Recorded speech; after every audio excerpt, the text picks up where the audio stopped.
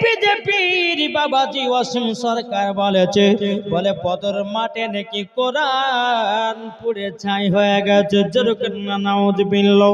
আমি তাকে গ্রহণ করতে চাই, আমি তাকে বলতে চাই, তুমি কোথা থেকে পেলে, তুমি কোন হাদিসে পেয়েছো যে আমাদের পবিত্র কোরআন বদর মাঠে পড়ে গেছে? তুমি যদি প্রমাণ দিতে পারো, আর বাপের বেটা বাপ যদি হও, তুমি যদি মায়ের সন্তানের আপনার মায়ের বুকের দুধ পান করে থাকো, আমাদের মুসলমানদের আলেমদের সাথে বসো, পবিত্র কোরআন আসল না নকল সেটা বাড়িয়ে যাবে।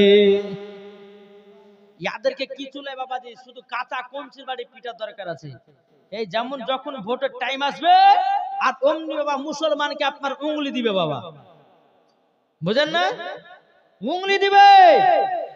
তাই আপনাদেরকে বলতে চাই, এই পবিত্র কোরআনকে নিয়ে কেউ যদি অপবাদ দেয়, মিথ্যা কথা বলে, তার প্রতি শাস্তি চাই কি চাই না?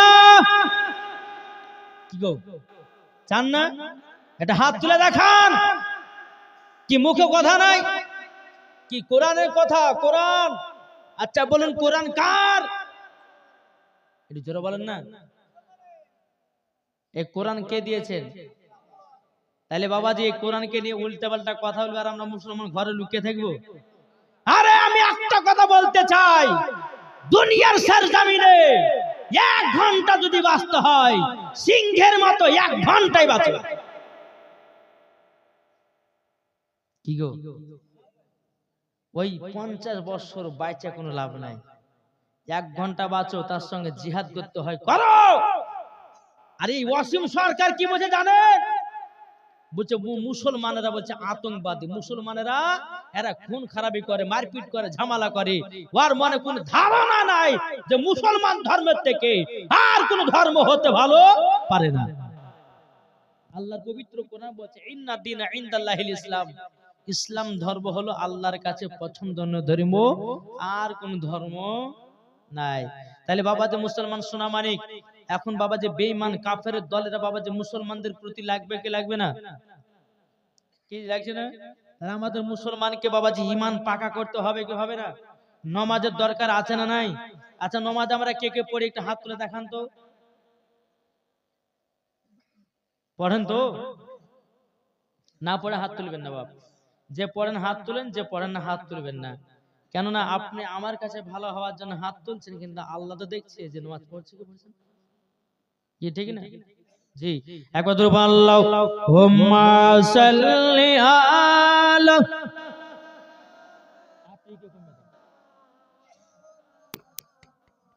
মুহাম্মাদ ওয়া আলা আলি সাইয়্যিদিনা মাওলানা মুহাম্মদ সাল্লাল্লাহু তাআলা আলাইহি সাল্লাম। বাবা যে মুসলমান ভাইরা, এ সোনা মানিকেরা, আমি পবিত্র কোরআন থেকে বাবা আপনার কিনা আয়াতে কারিমা তেলাওয়াত করেছি।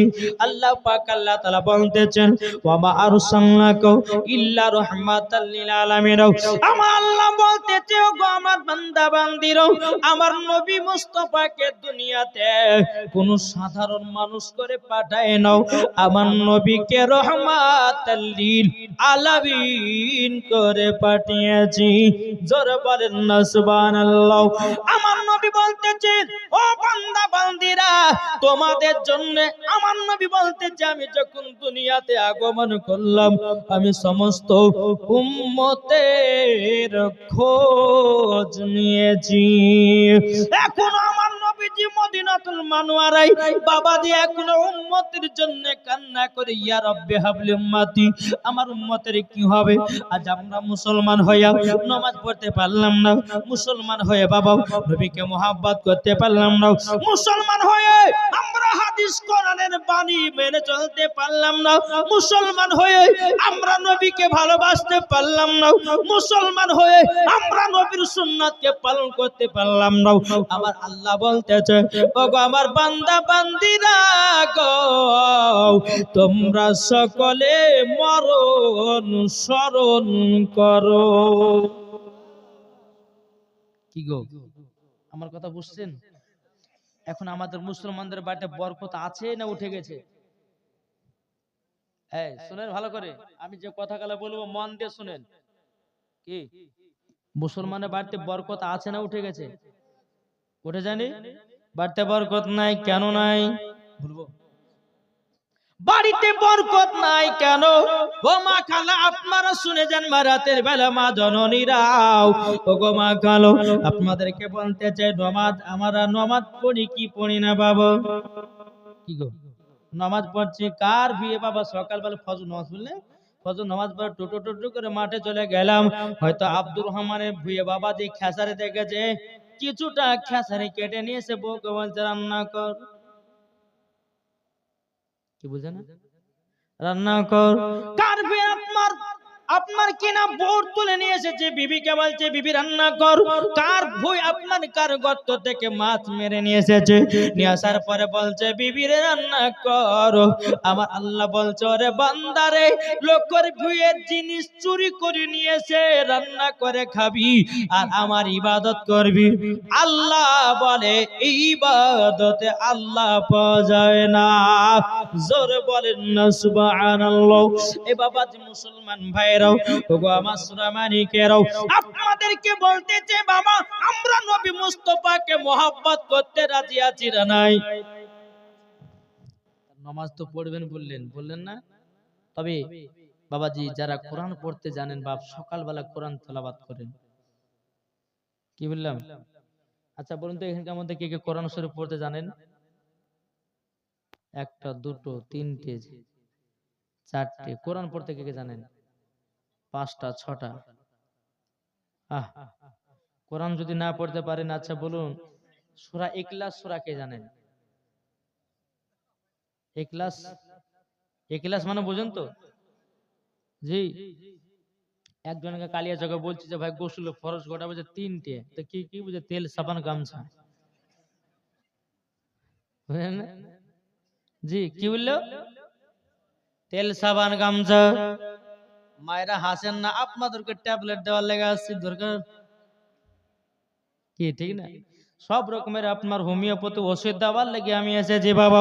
বিরাদর ইসলাম মুআদ্দাস সামানিকরা বাবা, হে সোনা মানিকেরাও, তাই আমি মা বোনদেরকে বলতে চাই, আমার ভাইদেরকে বলতে চাই, রে ভাইরাও বাড়িতে যদি বরকত যদি বাড়াতে চাও, ফজরের নামাজ পড়ো, সূরা ইয়াসিন তেলাওয়াত করো।